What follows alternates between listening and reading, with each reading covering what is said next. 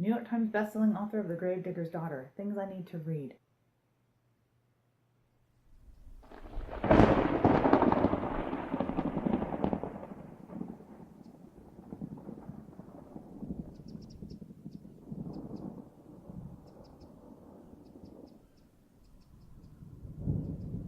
Today on Typical Books, we're going to be talking about Joyce Carol Oates' Zombie, a book that you can read on the bus without people looking at you strangely, but they have no idea what kind of madness you are experiencing while you go through this.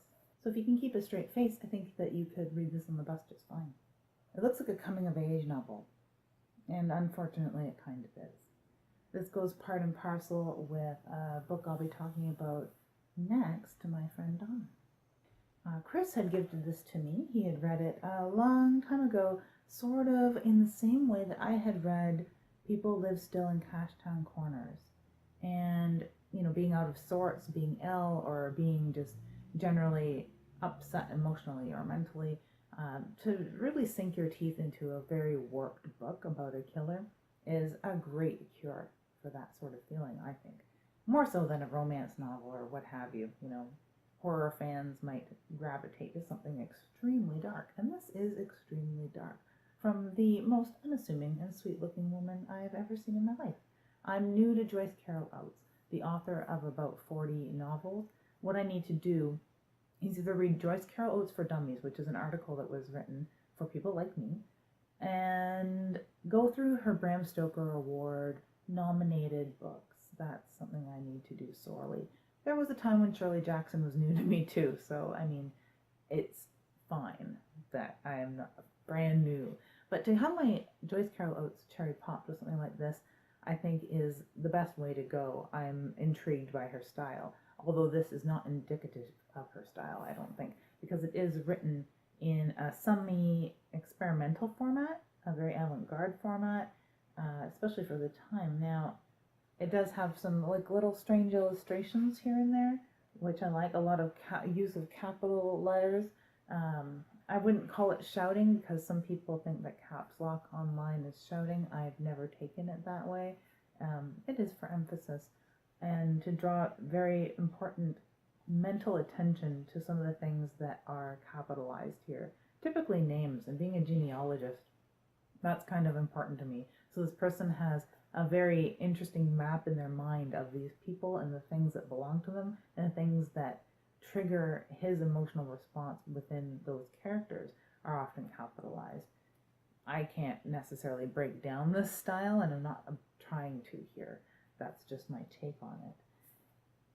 Joyce Carol Oates, like I said, most wonderful looking, unassuming, sweet woman. I would love to have met her someday, and maybe I will. Who knows, if I'm that lucky to travel, or if she does appearances, I'll have to subscribe to her Twitter because she's apparently active there. But she had spent time here in Canada, and with her spouse, she'd founded the Ontario Review. She'd been teaching in universities across the US and in Canada a little bit, and back into the US. She went from the University of Windsor here in Canada to Princeton, which is kind of neat. And so a very well learned, very well respected, and an extremely wonderful person who actually mentored Jonathan Safran Foer. If you've read Everything is Illuminated or seen the films made from his books, I would love to see a film made from this. You sort of have it in something like My Friend Dahmer, if you want to go watch that. You can apply a lot of what goes on in here to that true crime story. This is a little more fun in a way because it is completely fictionalized. She can pull from a lot of resources and a lot of dark things that she would see in people around her, people that she might have met or dealt with or had in her employ or have in her family. Who knows? I don't know enough about it, unfortunately. But it is a typical book. The cover wraps around to the spine, but not to the back, because you got all this wonderful information. But it is a striking little cover. I don't know how many prints this has gone through, probably loads, because she's Joyce Carol Oates. Published by HarperCollins for about $14 Canadian, probably $4 in US, something like that. Oh, not even $14 US and $18 Canadian. Go figure. Oates repeatedly exhibits the unwavering ability to depict the shadowy, at times malignant aspects of human nature. Perhaps her most chilling novel, a diary with the eerie familiarity of yesterday's headlines, written by a sexually obsessed serial killer. That is from Booklist, and that is the sort of note that I would like to have applied to me someday. Meet Quentin P. He doesn't refer to anyone by last names in this. Quentin, our protagonist, antagonistic protagonist, our guy.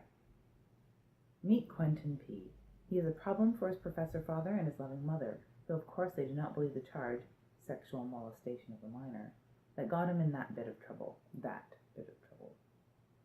He's a challenge for his court-appointed psychiatrist, who nonetheless is encouraged by the increasingly affirmative quality of his dreams and his openness in discussing them.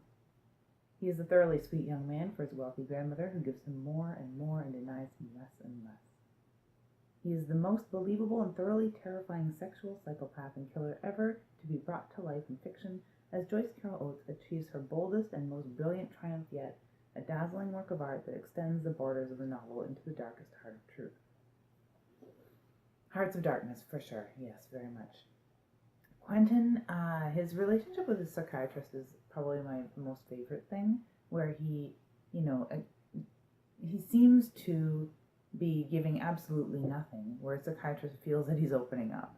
He lies bold-faced to his psychiatrist about his drinking and his hobbies, that, he warps things like, oh yeah, I'm the maintenance guy or superintendent at this building, and it's good and it's a positive thing, where it's absolutely not. That is the last position that he should have held, and that really helps him achieve what he's trying to accomplish here, which is creating a zombie, not unlike our friend Dahmer. I love Zombie. A very sad journey, really, when you think about it. Quentin's relationship with his grandmother is absolutely sad, because he just uses her and uses her and uses her. It's something that's really on the surface too. It's not something that you discover and dig. He straight up basically admits that he's using his grandmother and speaks not kindly of her and her friends.